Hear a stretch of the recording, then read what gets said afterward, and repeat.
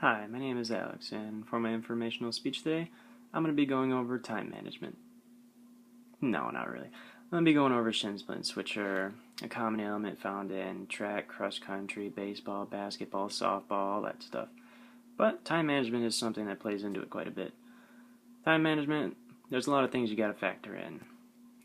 Your job, anything you got to do when you get out of your job, any yard work, any leisure activities you want to do, hanging out with friends, that time you told your grandma you'd move her cows from one field to the other, all that stuff, it all gets factored in. And fitness is one thing that gets left out quite a bit.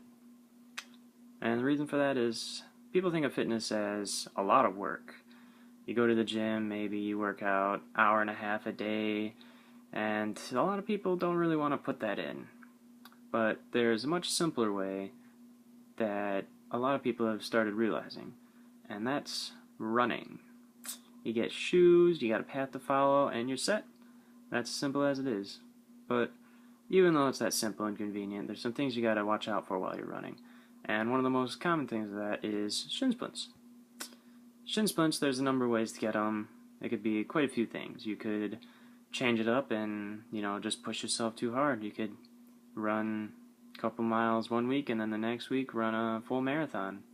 That's probably not going to be real great on your shins or a lot of other stuff, but yeah, that's a way to get them. Then it could be changing up the terrain you're running on. If you've been running on flat surfaces, changing to a hilly area or just running exclusively on hills could also cause it. It causes more pressure on your stabilizing muscles to keep you upright in the same position, and then it could cause inflammation in those muscles and throbbing sensation, shin splints. Another way, probably I think one of the most common, is running on hard surfaces. Say like a sidewalk. Just imagine a broom, you take it, you put it upside down, wooden handle down, you start banging it on the ground. It's going to start splintering and cracking, and that's pretty much what's happening to your shins on a lower level. So that's not great, and you probably don't want that to happen. So to avoid that, there's a couple of things you could do. One, you could make sure that you got shoes that have good support, because the support's going to take more pressure off of your shins and muscles and put it onto the shoe. Another way is run on soft surfaces. You run on a sidewalk, get off the sidewalk, run on the grass right beside it.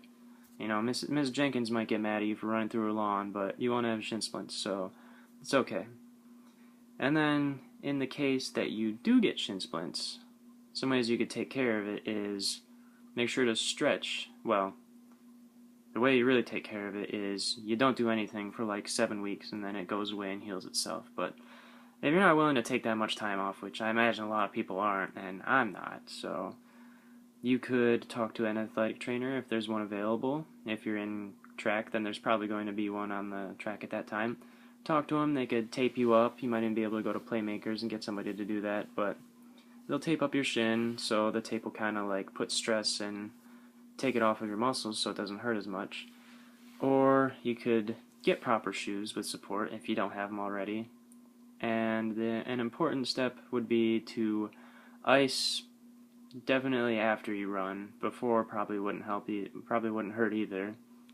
But you do all that and it's not going to be awesome, but it's going to help with your shin splints.